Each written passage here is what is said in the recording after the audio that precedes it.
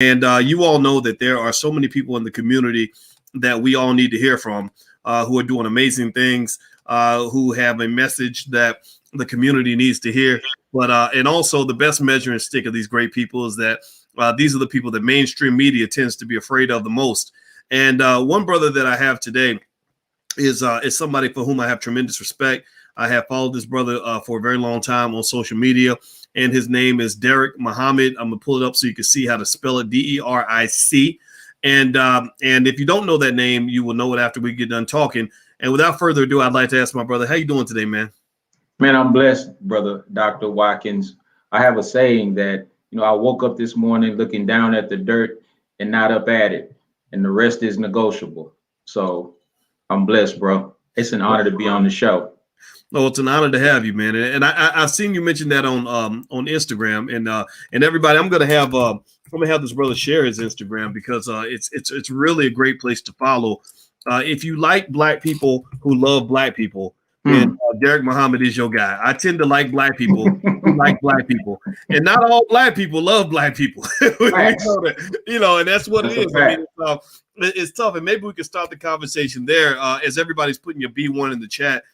You probably are familiar, Deric. Here we live on the B1 philosophy, and it's not something I came up with. I think actually Professor Black Truth and Jason Black were using this terminology before, so I'm not going to pretend to take credit for it. But I embraced it wholeheartedly, and I made it into something that I defined in my own worldview. And to me, B1 means being Black first, prioritizing ourselves first before anybody else. Two means B1 to me means that we can be number one in education, economics, and everything else if we put our minds to it, if we prepare our children. Also, B1 means unity. B1, you must be one to be successful. So the interesting thing is, I'd like to ask you, maybe we can start there.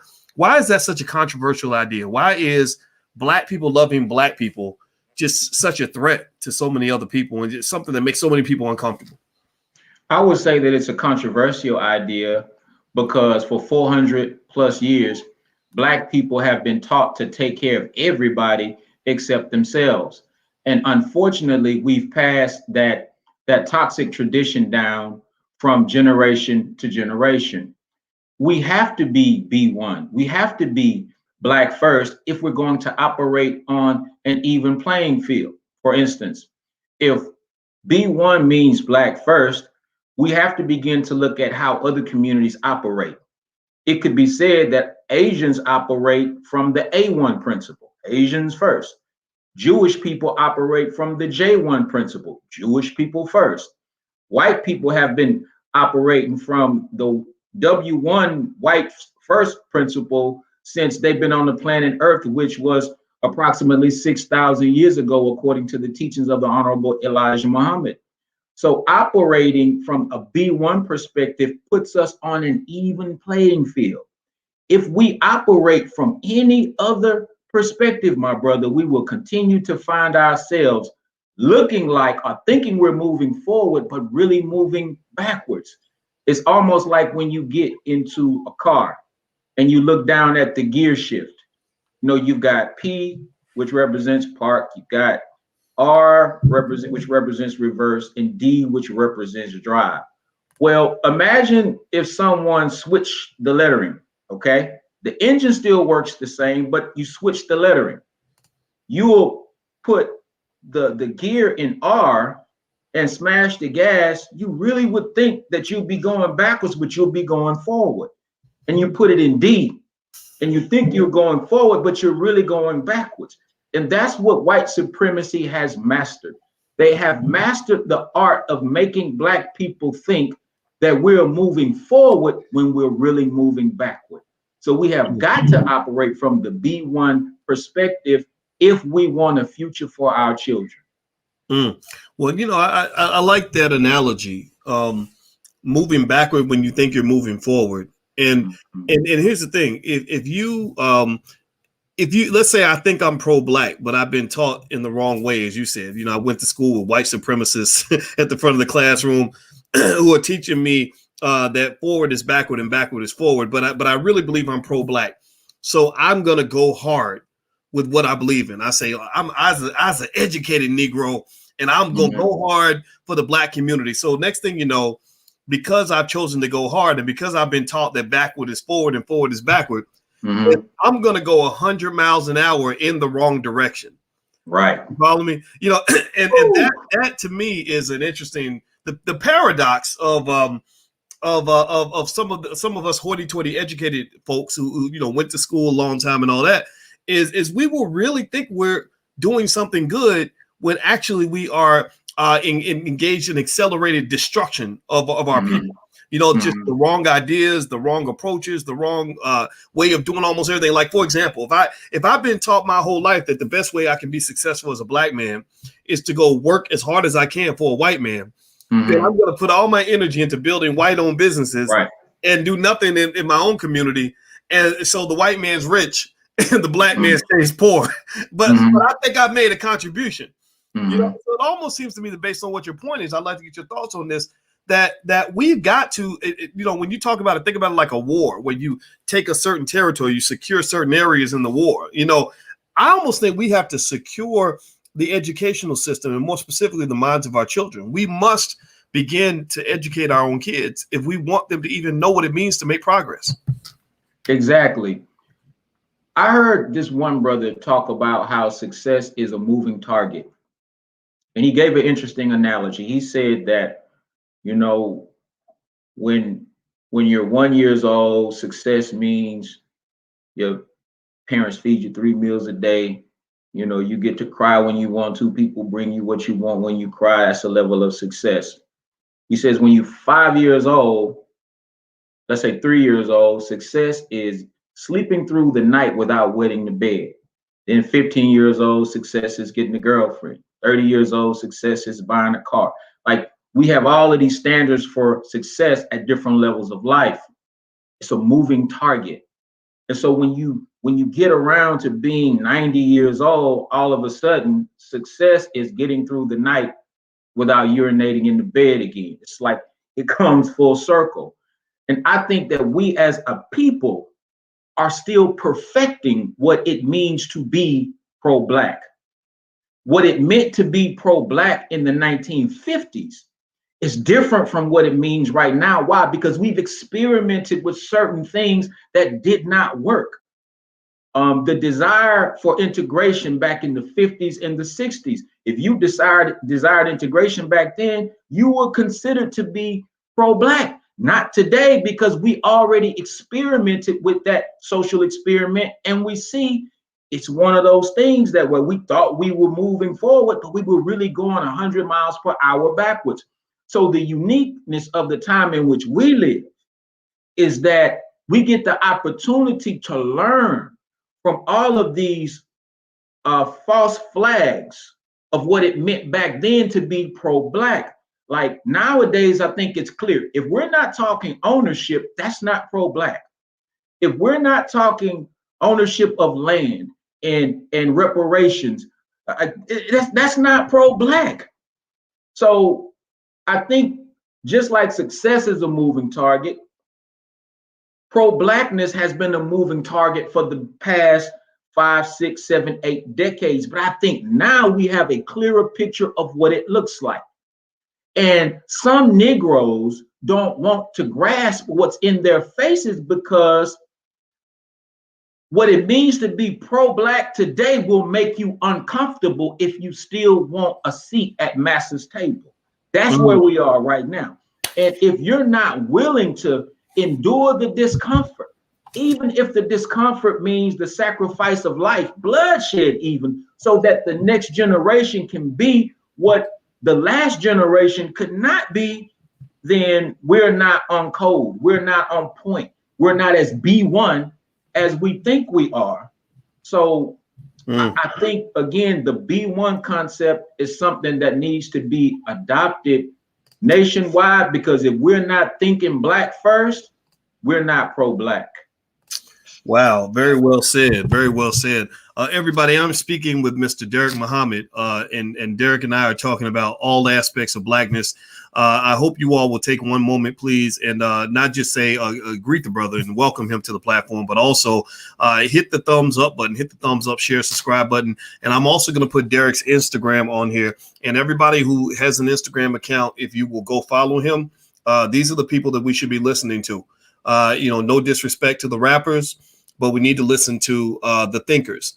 No disrespect to the athletes, but we need to hear from the revolutionaries in the community, the people that are black first. No disrespect to anybody else, but sometimes the reason you get the wrong information is because we're listening to the wrong people.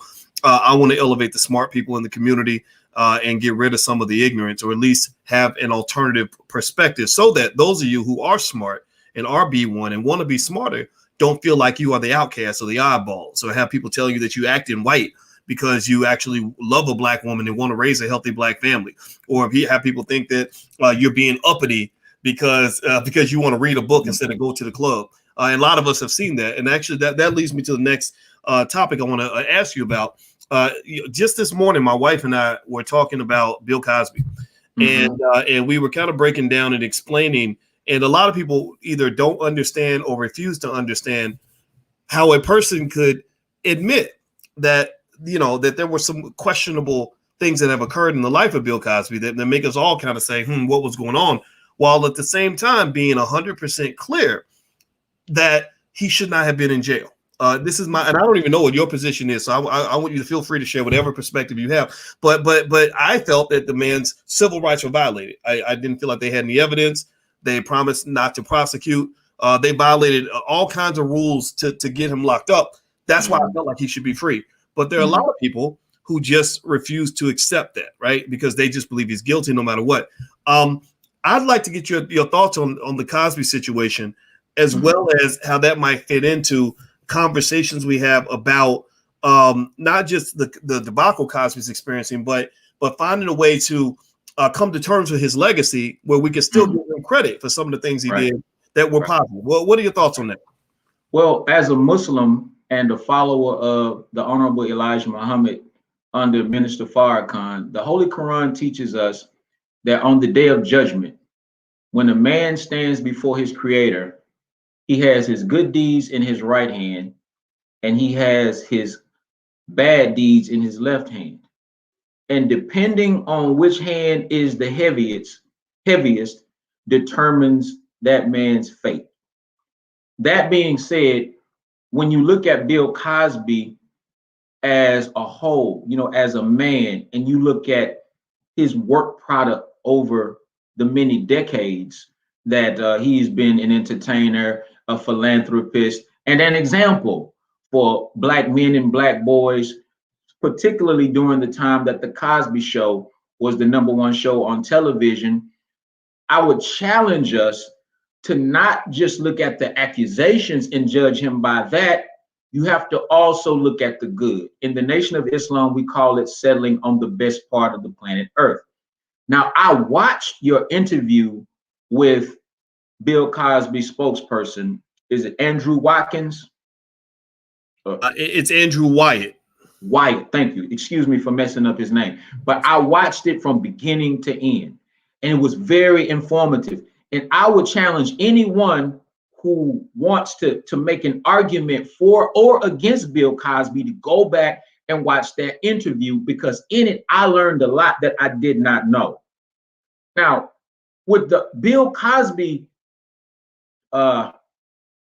situation, you have more than one debate taking place at the same time. And when we don't understand that, then we find ourselves yelling at one another in circles because we don't understand. This is just not a one level situation that we're dealing with. Bill Cosby's situation is there's a moral argument there, and there is a legal argument there. What I'm hearing you make, Dr. Boyce, is the legal argument that the man should not have been in jail. His civil rights were obviously violated. If not, they wouldn't have let him out of jail. When was the last time you just let him see a black man go free if there were not some real hard evidence that his civil rights were violated. If Cosby is as guilty as the Pennsylvania courts says he is, then why did they have to cheat in order to convict him? That's my question. If he's that guilty, then do it the right way. Now, as far as the moral argument, and I go with the same thing I heard you say. I can't speak to what Cosby did or didn't do with those women because I was not there. So I don't know. I do not know. But what I do know and what I did learn from that interview is that I do believe that the powers that be in the entertainment industry had an axe to grind with Bill Cosby, and that played out on the legal stage, and that's one of the reasons that black man ended up in jail. I don't know about you, but there are very few times when I see a black man walk out of prison and I'm not happy. There's just very few times when I see a black man walk out of jail and it doesn't do something to me, because so many of us get marched into prison, and a lot of times for things that we did not do. So I think there's so many lessons to be learned from this Bill Cosby situation that we as a community need to focus less on our varying opinions about it. Let's stop fighting about it and let's see what it is that we can learn from it. Well, it's interesting. You make a great point about the difference between the legal argument and the moral argument, right? And we know that legality is not the same as morality. Right. For example, it was once considered illegal to teach a slave how to read, but there's nothing immoral about it. It was just the law. Or paying college athletes was always illegal, but I always felt it was immoral not to pay them. Right. And we can debate them. Now, here's what's interesting. When I think about the Cosby case, I actually am okay with us making both the legal and the moral argument to say that you should have incarcerated him, because obviously the legality, the legal issue is right there. It's plain as day. Judge Joe Brown. When Joe Brown kind of chopped and diced up Mark Lamont Hill the way he did, that made that point real clear. The moral side of it is this: you violated the man's civil rights. You sent an old man to die in prison based on very interesting hearsay. You wouldn't do that to a white woman. I challenge everybody in this room. I've asked this question before. Give me a yes or no. Have you ever heard of any situation where a white female was sent to die in prison where there was no physical evidence that she committed a crime against anybody? Give me a yes or no. Also, give me a yes or no on this. Has a white female ever been sent to die in prison for allegedly touching somebody's genitalia? If a white woman were to touch my genitals and I was to say, okay, first I want this woman to pay me $3 million. And then I want you to send her to a level 5 maximum security prison where, with the scariest human beings on the planet, where she might be beaten and raped every single day until she's dead. People would think I'm crazy. They would think I'm asking for too much. And so the thing about white supremacy to me in America is it's right in front of your face. And the idea that we have black folks who claim to be civil rights activists who are openly advocating for the violation of a black man's civil rights is a perfect example of what you were talking about. How you got a lot of Negroes who think they're moving forward, but really they're moving backward. And the reason they falsely think they're moving forward is because many of them, they went to school. Some of them got PhDs or whatever. And so they were educated by white supremacists, and they become the perfect white supremacists because they have black skin. So they come to the community with all these poisonous ideas, like literally almost like a virus, coming into the community with all these poison ideas. And they say, this is progress. We need to make progress. We need to be more progressive. They even, coined that term. And what they're really saying is, in their mind, that progress really means getting closer to what white people think. Thinking more like them. Right. That's all it is. That's the only measuring stick, and that to me is something that necessitates the importance of smart people like you taking the lead in conversations, because at the very least, we as black people have to learn how to originate our own damn ideas. Please give me your thoughts on that, brother. I didn't mean to talk too much. Please forgive me. I've been doing a lot of thinking lately, and I think we need to coin a hashtag called Protect Black Ideas. protect Black ideas. Mm. And these are the ideas that originate in the minds of Black people, but at the same time are synonymous with an agenda of empowerment for Black people. There are too many Black faces that have already been given the idea of the oppressor, and what they are, they're just talking heads for the ideas of others, not for ours. There are some so-called leaders who would probably love to be able to come out and say, you know what, we support Bill Cosby being freed from jail, but they are afraid that those who write their checks will not be pleased. Let's just call it for what it is. Let's just call it for what it is. I think, did you do a poll on your Twitter account Yes, I did. Yes. And could you please share with us what were the numbers? Yep. Yep. I asked the simple question. I said, do you think Bill Cosby should have been released from prison? 88% of the respondents said yes. 88%. That's fascinating, right? Because you'll never hear that on CNN or MSNBC or anywhere. Exactly. 88%. Exactly. And so if we're listening to the platforms that are controlled by some of the very people who had a vested interest in taking Bill Cosby down, then we'll never get the truth about how Black people see things and how we feel. I could actually say that maybe about 88% of the people that I've talked to, so we're happy to see him get out of jail. And this includes Black women. Most Black women that I talked to were happy to see the brother get out of jail. And I don't think that we should any longer have to explain that just because we were happy to see Bill Cosby released, that doesn't mean that we don't support Black women or that we don't support victims of sexual assault. I don't think we have to say it anymore. I think it's time out for us being bullied by these hashtags. You know, a game is being played right in front of our faces, and as long as we are operating in the field of fear, then we will always be manipulated. When Felicia Rashad came out and expressed her heartfelt desire to see her comrade and her contemporary and her brother freed from prison, she should have been able to express herself without fear of being censored and without fear of her livelihood being impacted. Do you know what's going on here? What they're operating is just a completely different form of slavery. Because on the plantation, there were certain things that you could or couldn't do, certain things that you could or could not say, lest you attract the punishment of the slave master. It's no different than what we're seeing today. And this is supposed to be America. Yeah, we're second-class citizens paying first-class taxes. She should be able to say that she support her brother, whether she's right or wrong. That is her constitutional right. But I think it's just another thing that we have to look at as a lesson.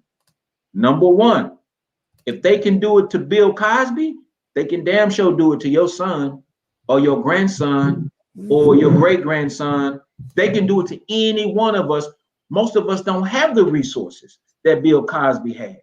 And if they can hush Felicia Rashad, a woman who has carried herself with dignity and grace from the time we first saw her on television, she has been a great example for what a Black woman is supposed to look like, act like, talk like, and walk like in Hollywood. And look at the way that they treat her. And if this is not the final chapter of a lesson that we should have learned a long time ago, brothers and sisters, at the end of the day, we are all we got. But that's okay, because guess what? We are all that we need. Right on. I love it. I love it. Everybody, this brilliant Black man that I'm speaking with is named Deric Muhammad, and Deric is he's out of is it Dallas or Houston, Deric? Houston, sir. Houston, out of Houston, and he is a smart brother. And I'm gonna put his Instagram. His Instagram's right there. It's Deric Muhammad, Deric. I want everybody to Thank go you. follow him on Instagram because this brother has a lot of great things to say, and he's definitely B1. He cares about his people. And everybody, I would like for you, if you could take 1 second, please hit the thumbs up button, share, subscribe button. And I want to let everybody know next week. You guys know we make movies over here, and we have a budget for filmmaking, and we've been working for almost 2 years on a film called "Till Death Do Us Part," and it's all about how to form a Black marriage and make it work. We understand that to build our community, we must have family. The men must love the women must love the men. Shout out to Black folks who agree with me on that. And Tierra KJ Williams put this film together, actually down in Dallas, and literally we've been working on it since pre-pandemic. And we just got it done, and it's excellent. We broke it into 6 pieces, and you can watch it for free. So just register at blackmovienight.net. We're going to watch it July 22nd. So that's coming up. And we're going to not just watch the movie. We're going to bring in Tierra and also bring in one of the couples that's going to give you real information on what it really takes to make your relationships work, because a lot of this advice out here is just bad advice. And I don't want you to have an unhappy life, and I want you to be able to build, and we got to build together. Okay, so everybody hit the thumbs up button. So let me dive back in there, man. You made a lot of great points when you were talking about this in terms of the treatment of Felicia Rashad. And what was really powerful is when you said that if they can do it to Bill Cosby, they can do it to your son. Well, let me tell you this, man. This is real interesting. So after I did the interview with Cosby's PR representative, Andrew Wyatt, who was really entertaining. He was a great storyteller. I mean, he was good. I didn't know he was going to be that interesting, but I loved it. And so later on that night, he reached out and he said, "Mr. Cosby would like to talk to you." And I said, "Okay, sure." You know, I'd never talked to him before. And here's what was fascinating. So my wife, you know, we grew up on the Cosby Show. You know, we think Cosby's, that what he did television wise was extraordinary. And so she tells her mother, who's about 80 years old and a little bit younger than Cosby, and then her mother tells my mother, "Oh, you know, they're gonna talk to Bill Cosby today." And I noticed, and I got a chance to listen to these old school Black women. You know, I mean, these are the protectors in the community in so many ways. You know, I mean, these quality women, these are the ones that, you know, the Vicky Dillard types. I mean, these are the women that just really hold it down for us in so many ways. Been doing that since slavery, right? And I listened to them talk about Cosby, and I noticed how these women, strong women, you know, they don't tolerate things like sexual assault, none of that stuff. But they kind of had this almost like spidey sense of this X-ray vision where they could see through some of the nonsense. Like they could see through the gold diggers. They could see through some of the people that might be in those questionable situations, and they differentiate, right, in a way that America doesn't encourage people to do. Right, we're encouraged to say, okay, here's this list of alleged victims. Here's a group of people, mostly white women, who are all saying something happened, no proof of it, but they're all saying it, so it must be true, right? And they just saw right through it. They said, no, this is all silly. Most of it, we know what it is.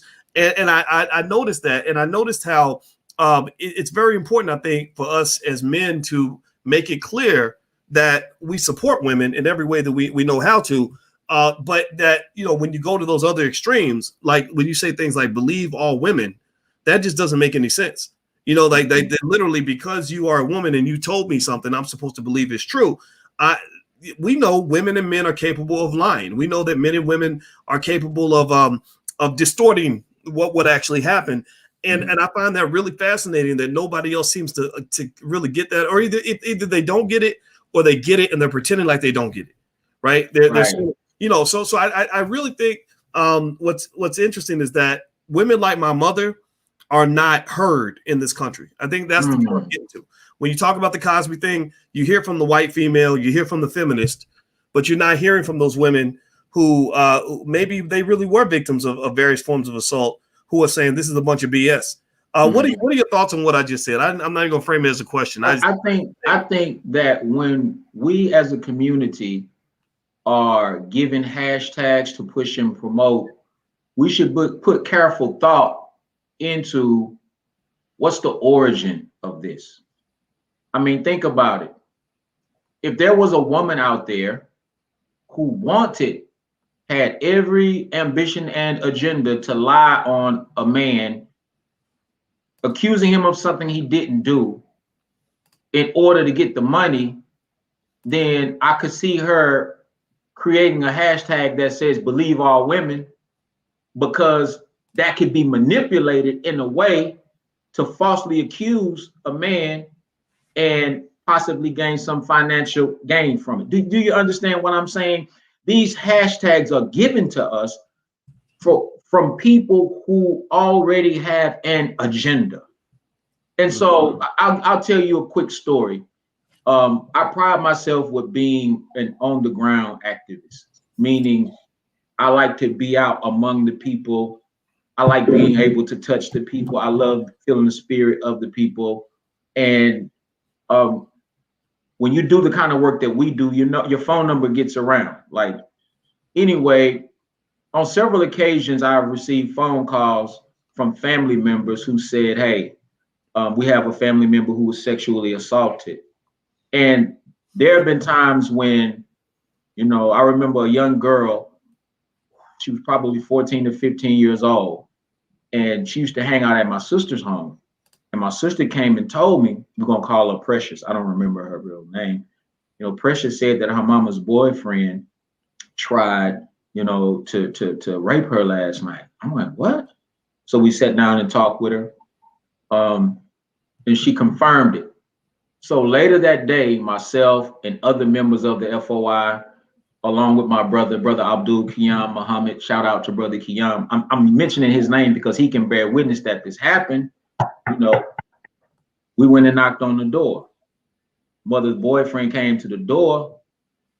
Brother, can we speak with you for a second? Yeah, he said, you know, Precious is alleging that you tried to sexually assault her last night. Is that true? Oh, no, brother, that's not true. That's not true. I'm like, okay, well, we're going to come back around 3 o'clock today, and we're going to bring her with us, and we're going to have a conversation about it.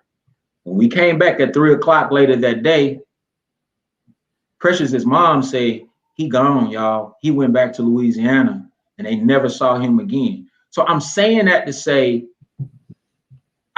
I don't have to say that we stand ready to defend victims of sexual assault or those who where there's an attempt.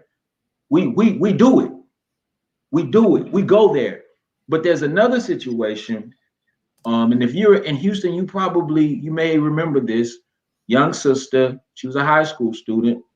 She said that she had been pulled into a vacant house and that she was sexually assaulted by 2 black males.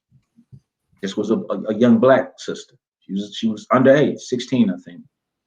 We went to her home. We spoke with her family.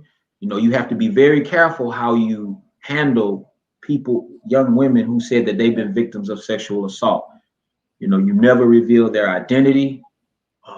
You don't ask them questions unless they want to talk. There's a way to handle it. I've been doing it for many years.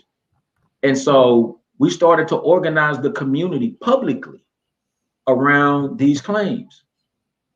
Dr. Boyce, we had a sketch. You know how they make the suspect sketch? The police came and made a sketch. So now we've got faces, 2 faces. And not only did we have activists and community members going door to door saying, have you seen these men? We got street dudes, you know, on the street riding around looking for them. It was a big thing. We all on the news with it. And one morning I got a phone call from the young girl's mother stating that she had confessed that she was not telling the truth, that she had voluntarily skipped school. She'd done some things that she was afraid to admit to her parents, but all of this stuff was stirred up. And I'm telling you, because I was there in the thick of the energy, somebody could have easily gotten hurt. So you can't tell me, believe all victims, be they women, men, or whatever. I say believe all victims, but you must first investigate to find out who the victim is, because sometimes the victim is the one who's being falsely accused. And again, the Holy Quran teaches us that when an unrighteous person brings you news, look carefully into it, lest you harm a people in ignorance and be sorry for what you did. So if a woman comes to me and tells me, Brother Deric Muhammad, I've been sexually assaulted, I am inclined to believe her, but it is my duty to, after I believed her personally, I still have to investigate it and look into it. And once we arrive at truth, then we determine who the real victim is. But again, these hashtags that are given to us for diabolical purposes. Like, I don't have anything against the defund the police movement. I have nothing against it. In certain ways, I support it. Defund them, take the money from them. They ain't doing nothing with it anyway, except upholding an infrastructure where they could kill us and get away with it. But I question where that came from. Because whoever wrote it had a vested interest in writing it. Whoever wrote defund the police was probably already well positioned to take the funds that were being defunded and put it into their own coffers and run and do something with it in some other community. So we just got to stop running off with these hashtags and using hashtags to bully one another and to bash one another without finding out if we created the hashtag and for what purpose. I hope I'm making sense, my brother. I think you're making perfect sense, and I want everybody to know that the brother that we are speaking with today is Mr. Deric Muhammad, and that's his Instagram, and that's also his Twitter. So everybody should please follow Deric Muhammad. He's a smart brother, and also take 1 second, everybody. Please hit the thumbs up button wherever you're watching. Hit the thumbs up, share, subscribe button, all that stuff. We're building Black media. Black-owned media is critically important. One of the things that I believe, and I assume my brother agrees with me, is I mentioned it to Cosby's guy, and I've said it before. Supporting Black-owned media is very important, because when you think about a guy like a Bill Cosby, since we were talking about him, let's use him as an example. Who else is going to really preserve his legacy? Right. In an accurate, in a fair way, right? I think you can be completely fair to Cosby and still give him credit for the things that he did, right? And then challenge him on the things that that are not quite as perfect as everything else, if you know what I mean. Right. I think about, when I think about Cosby's life, I saw him making really massive donations to lots of institutions and HBCUs like no other, giving them all kinds of money, and supporting media outlets, like the NBCs. NBC probably made $1 billion off of him. He supported white universities like Temple. And I believe he did that partly because a lot of people do philanthropy to secure their legacy, right? Like, these are supposed to be the guardians of Bill Cosby's legacy and his family empire, right? Well, all of those people ran and ducked and hid when the heat got a little bit too hot. His advisor, was even speaking very candidly. I was very surprised by this, about Al Sharpton and other people who were all in this corner before. But when the heat got too hot, they ain't returning phone calls no more, none of that. And I would say that when you look at Black folks out here that are untethered to the system, that I'm talking about the free Black people. I know people make jokes all the time because the conspiracy theory is that I'm secretly being controlled by the government or by an Asian man or by a white man.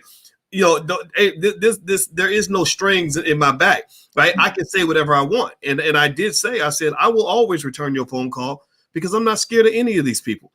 I think those are the institutions we must support.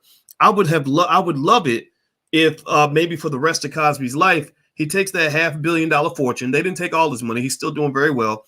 I would love to see him writing $10, $20, $30 million checks to Black-owned schools run by Black educators in the Black community, so that they don't have to ask for money from the government.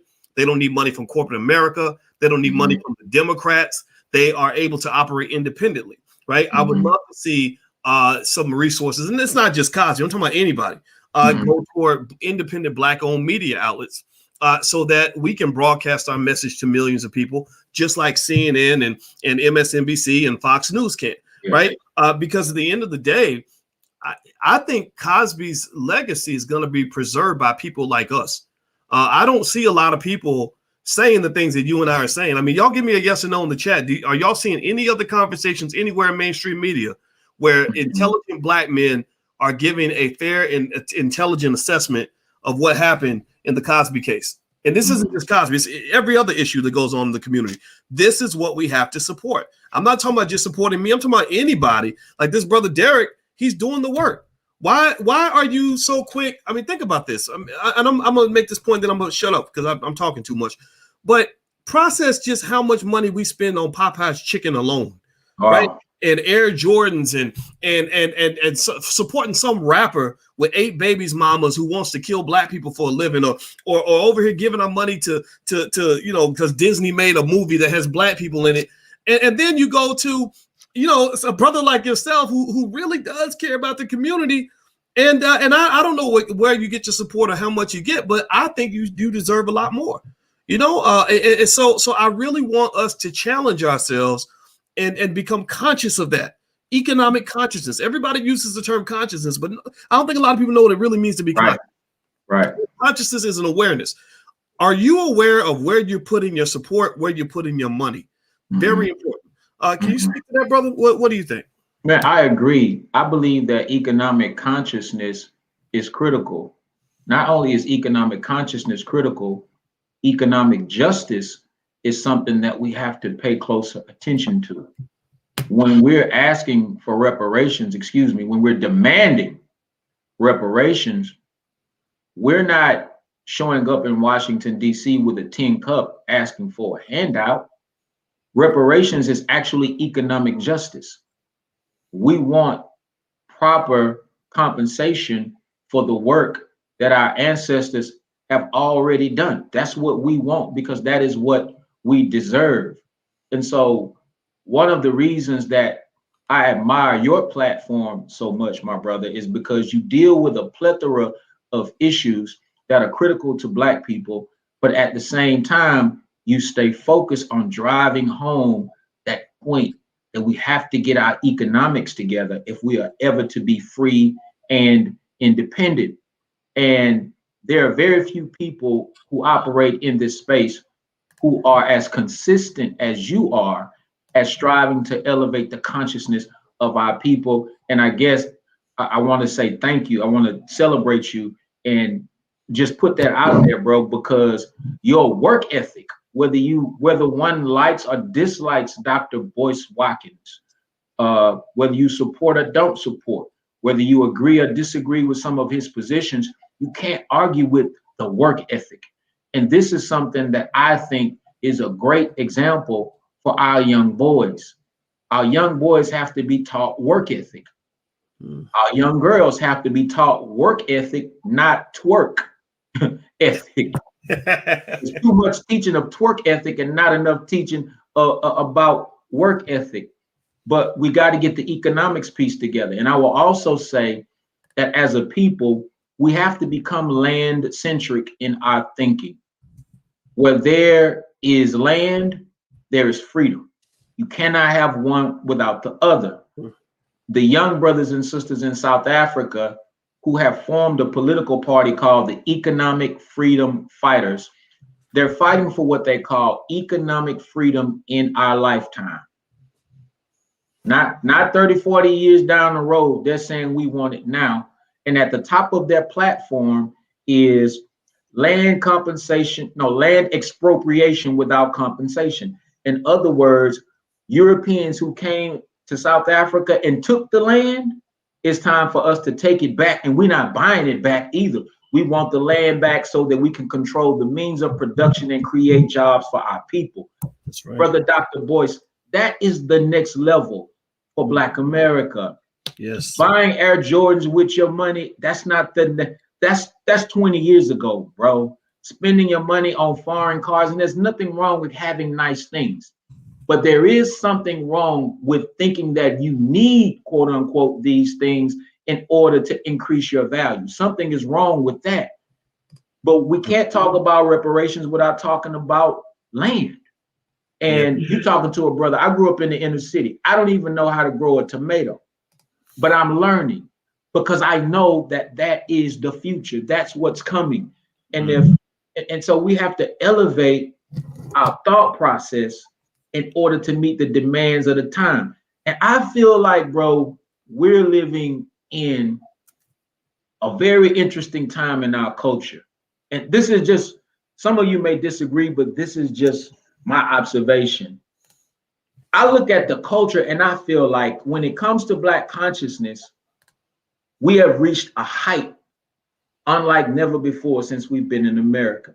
I believe that we live in an era of Black consciousness that supersedes the 60s. Right now, being Black and being conscious and wearing your hair natural and going vegan, I know all of that is health related, but being Black and conscious is the thing. But at the same time that consciousness is at its height, so is ignorance. So is ignorance.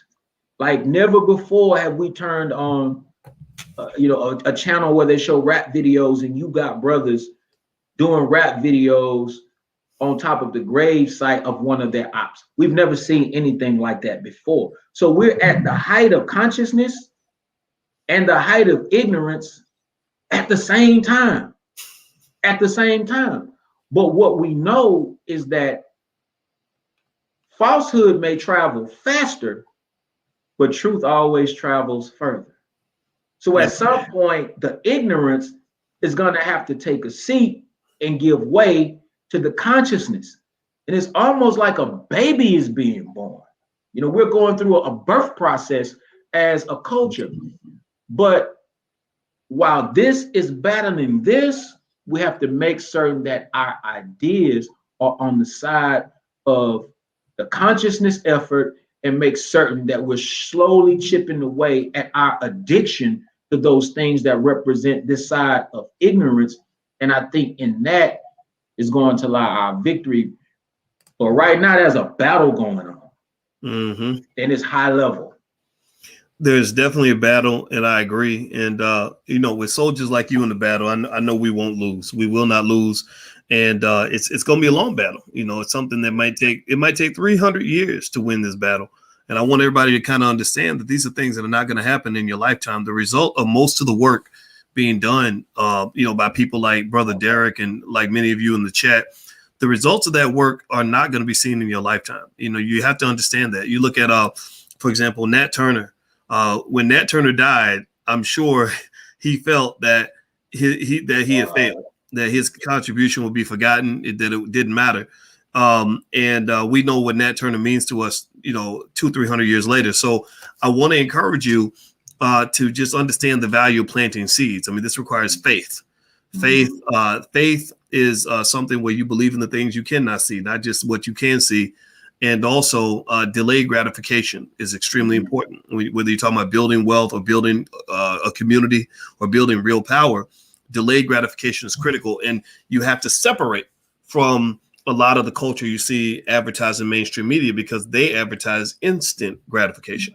They advertise the fast money, the fast life. You saw the other day, Juvenile did a rap video basically saying, vax that thing up, go get the shot and you can go get some sex. Like right now, that's an instant gratification culture. If you want, I don't know if you saw that, brother, at the end, the last lyric, when they said, if you want to smash some dude named Scott, go and get the shot. Right now, the interesting thing, and I'm not telling people what to think about the shot. You can have whatever opinion you want on that, but you think about this, right?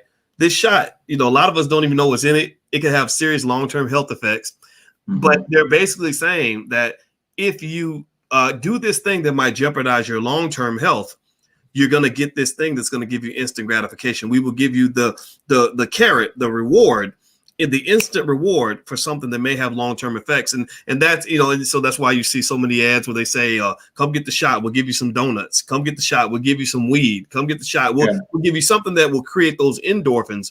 And that's not just in that area. I mean, this is everywhere. If you remember the movie, the NWA movie, Straight Outta Compton, there was a part where Jerry Heller basically said, here's $80,000, instant gratification. All you got to do is sign on the dotted line, sign this piece of paper that's going to allow me to enslave you for the next 30 years. And what I will tell people right now is that the people who accumulate wealth and power in an ethical way are the people who can make who embrace that delayed gratification and say, no, I'll pay a price now so I can have more later. The people who fail are the people who say, I will pay the price later to have something more. So let me ask you this, brother. I want, and then you can feel free to respond to that as well. But one thing I wanted to definitely ask you about is you do something really significant called the Black Male Summit. Yes, sir. And you are one of the world's leading experts in terms of building better men in the community, which I think is remarkable and incredibly important. Can you speak to some of that in terms of what our Black men need when they're hearing from guys like you and I in ways that they can actually be successful in this world? Yes, and it goes hand in hand with the principle that you were enunciating about delayed gratification. There is an African proverb that says, "Blessed is the man who plants a tree in whose shade that he will not enjoy." So imagine planting a tree, working hard to plant that tree, but you know that by the time the tree grows, you won't even be around, but you're okay with the fact that future generations will sit in the shade of the tree that you planted. That is the mindset that we have to have. And when we have that mindset, it's easier for us to see the unique needs of Black boys in America. Let's just be clear. We are at war for the lives of our Black boys.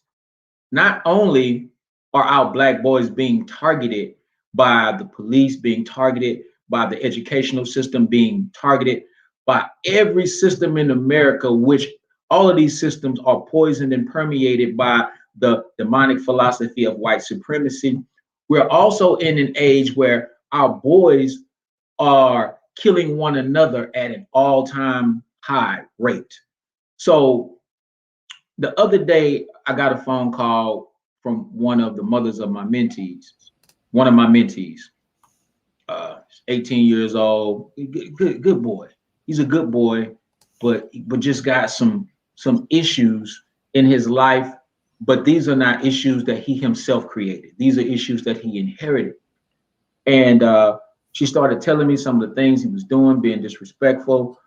So I'm like, listen, I'm on my way. Dropped what I was doing and I shot over there. And when I got there, he was outside in the front yard, pacing back and forth. And when I walked up to him and I grabbed him and I hugged him, he just melted in my arms. And this is a strong little brother. And he was just crying from the gut. And the first thing he said to me, Dr. Boyce, was, "I want to die."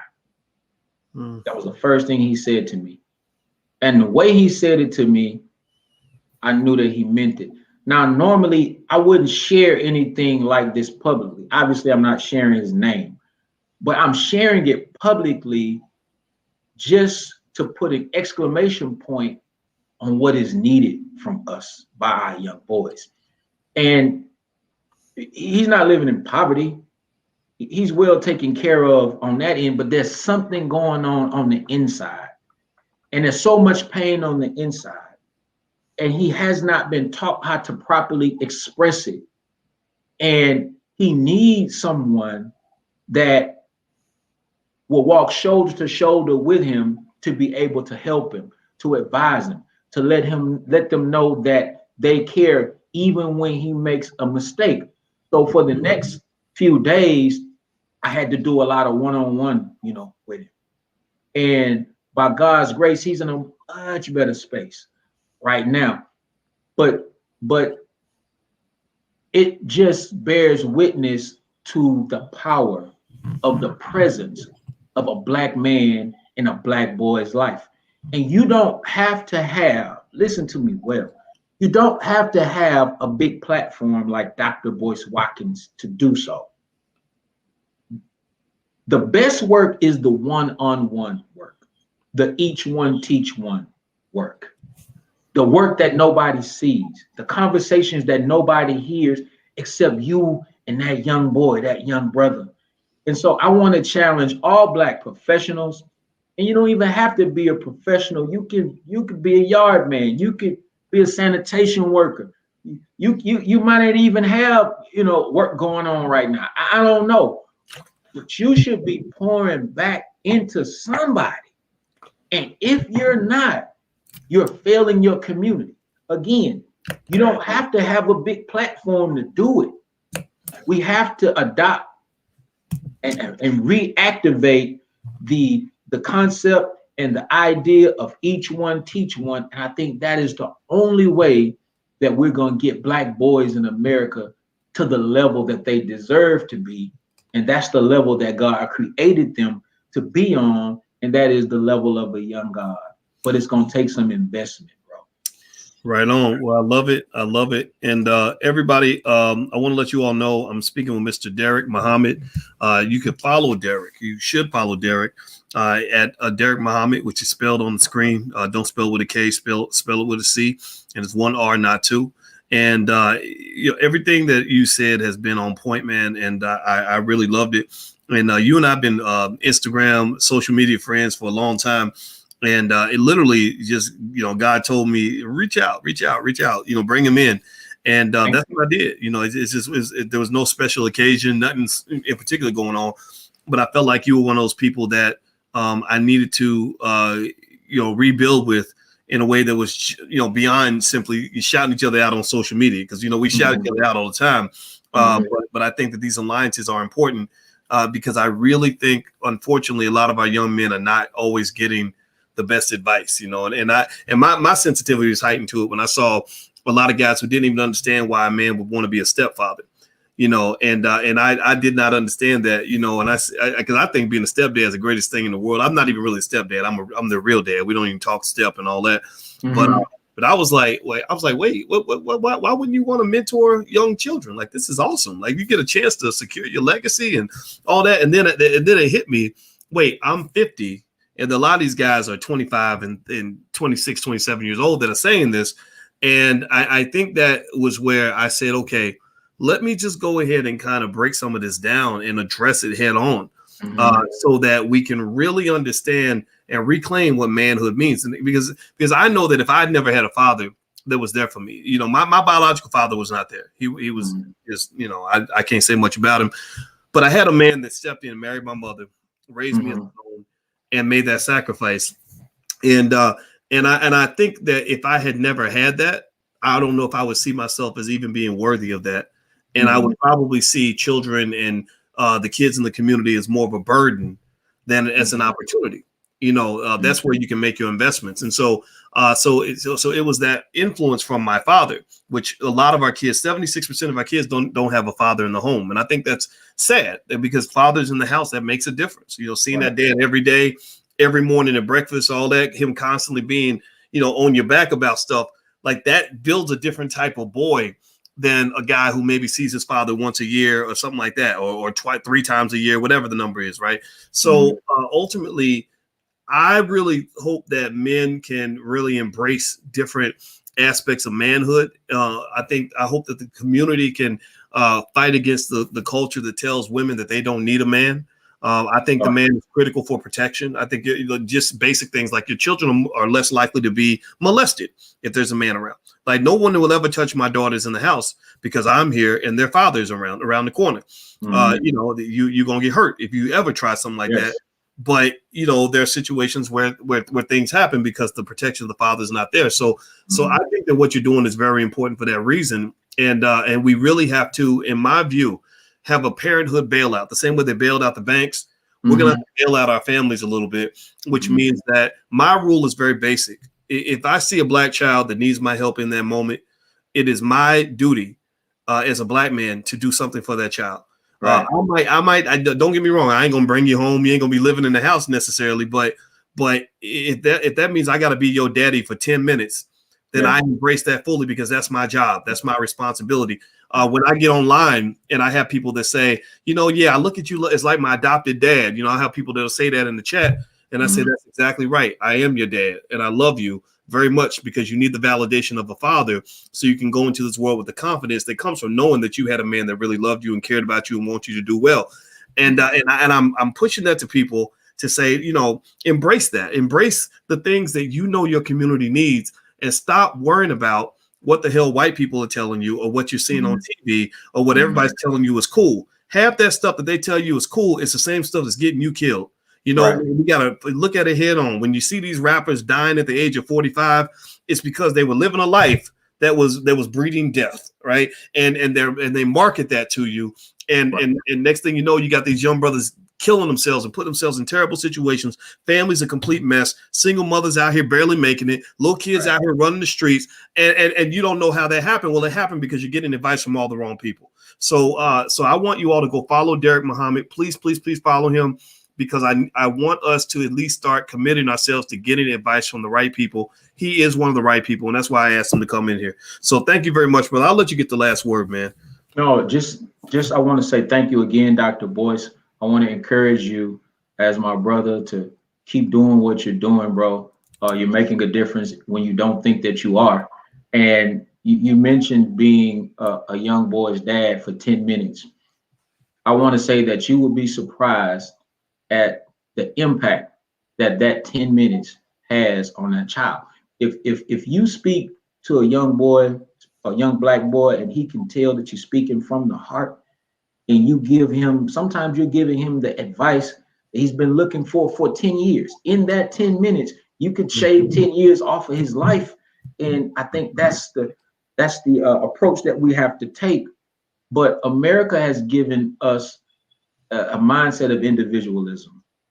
So any man who would say, you know, whatever you want to, whatever you do, you don't want to be a stepdad. You're thinking about how being a stepfather will impact you. You're not thinking about how being a stepfather would impact that child. And until we learn to get the hell away from and rid of the white supremacist mindset of individualism and get back to the concept of we all we got, then we'll continue running in place. And like you said earlier, going 100 miles per hour, but going backwards. But in closing, I would like for all of us to remember the words of the most honorable Elijah Muhammad. He said that no individual can ever rise above the condition of his or her people. So it doesn't matter if you are a millionaire, a billionaire. It doesn't matter if you've achieved all of these different levels of success in white America. At some point, when you'll walk into a room and they'll look at you and they'll see you just like the young, what we call crackhead. I hate to use that kind of terminology, sitting at the bus stop. And that's what happened to Bill Cosby. With all that he accomplished, he still was not able to rise above the condition of his people. If they could do it to him, they could do it to us. And so until we start seeing one another as equals, and when I say equals, meaning the one who has the most money doesn't have more value, is not more valuable than the one who has the least money. The dark-skinned brother or sister is not more valuable than the light-skinned brother or sister. The alpha is not more valuable than the omega. The Christian is not more valuable than the Muslim, and vice versa. When we begin to unite on that B1 platform, meaning that if being black is enough for them to gang up and attack us just because we're black, then being black should be enough for us to gang up and fight the powers that want to stop our resurrection and our rise. All right. Dr. Boyce. I love it. And everybody put a B1 in the chat to let this brother know that you get what he's saying. He was right on point with that. His name is Deric Muhammad, and this is how you can follow him. Everybody follow Deric on social media. Please do that, and hit the thumbs up button if you haven't done that yet. And also, just a reminder to everybody before we head on out, you know, every Wednesday night at 8:30, I have a book club, and it's totally free, and it's part of my life class, which is also free to you, at blackkeystogreatness.com. And right now we are reading together. We're going through Dr. Claude Anderson's book, Black Labor, White Wealth. So you can go to blackkeystogreatness.com. It's a great motivational program in terms of setting goals, time management, things like that. But there's also the book club aspect, which you can join for free. And we're going to cover Black Labor, White Wealth. Then we're going to do Powernomics. Then we're going to do the Black History Reader. So if you'd like to join us Wednesday nights at 8:30, sign up at blackkeystogreatness.com. And once again, I want to say thank you very much, Deric. It was great to talk to you again, brother. All right. And everybody, please please follow Deric at Deric Muhammad. Put that on screen one more time. You all have a wonderful day. God bless you. We will see you soon. Take